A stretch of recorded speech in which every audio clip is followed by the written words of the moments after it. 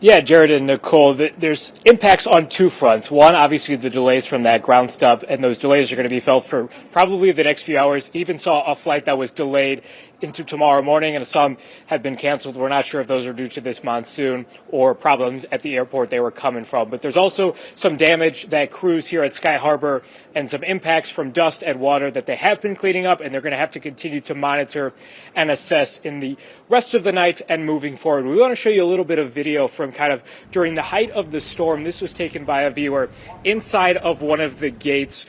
This gate, we're told by security officials, has some issues with leaking. I'm told by that security official that's not something that is uncommon here.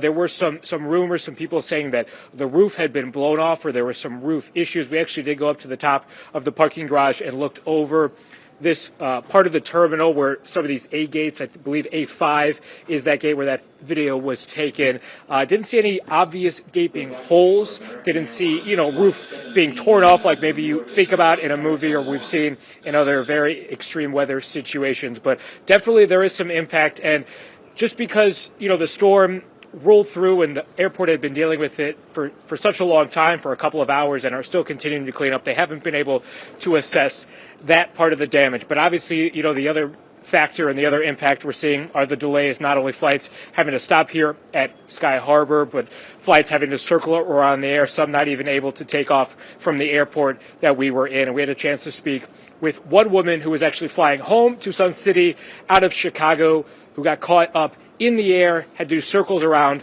while the storm was hitting. Here's what she had to say.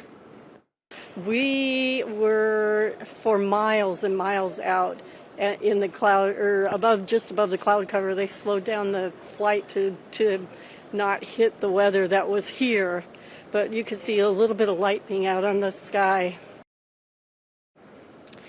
And I had a chance to speak with another man who was flying in from Washington, D.C. He lives in the Sedona area. His flight also had to do circles around for a little bit. He came in late enough that he actually didn't make the shuttle up to Sedona, so he's kind of just hanging out here at the airport trying to catch a later one as well. So flights still continuing to trickle in. I think a lot of people kind of just tired from a long travel day, whether that's you're traveling to Phoenix or you're traveling away from Phoenix. But the impacts definitely have been felt and are continuing to be felt here at Sky Harbor in terms of both damage but also delays. We'll send it back to you guys.